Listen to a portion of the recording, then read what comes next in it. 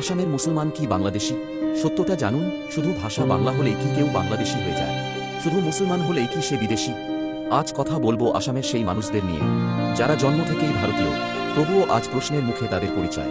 আসাম ভারতের অংশ 1947 সালের আগেও ছিল, আজও আছে। আসামের বহু মুসলমান পরিবার 200 বছর ধরে এই মাটিতে বসবাস করছে। ব্রিটিশ আমলে চাষের জন্য পূর্ববঙ্গ থেকে মানুষ আনা হয়েছিল, কিন্তু তাদের সন্তান, নাতি পুতিরা আজ ভারতের নাগরিক। তাহলে প্রশ্ন আসে, আসামের মুসলমানদের বাংলাদেশি বলা হয় কেন? কারণ ভাষার ৰাজনীতি, ভয়ের ৰাজনীতি আর ভোটের ৰাজনীতি। কিছু মানুষকে বোঝানো হয় ওরা বহিরাগত, ওরা তোমার চাকরি নেবে। যদি অসমত তেওঁলোকে আৰু এবাৰ শাসনলৈ আহে, গোটেই মিয়াই অসমখন লুটিপুটি খাব। এই ভয় থেকেই জন্ম নেয় ঘৃণা। নট তে কাগজ না থাকায় হিন্দু মুসলমান দুপক্ষই বাদ পড়েছে। কিন্তু প্রশ্ন হলো, শুধু মুসলমানদেরই কেন বাংলাদেশি বলা হয়? সংবিধান কি ধর্ম দেখে চলে? ভারত ধর্মনিরপেক্ষ রাষ্ট্র।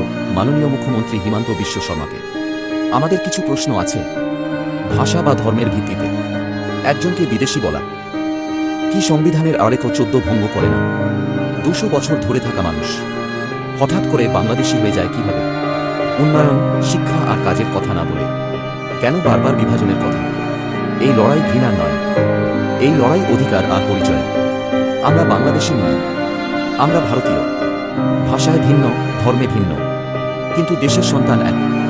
ভিডিওটা শেয়ার করুন, সত্যের পক্ষে দাঁড়ান, কমেন্টে আপনার মতামত লিখুন।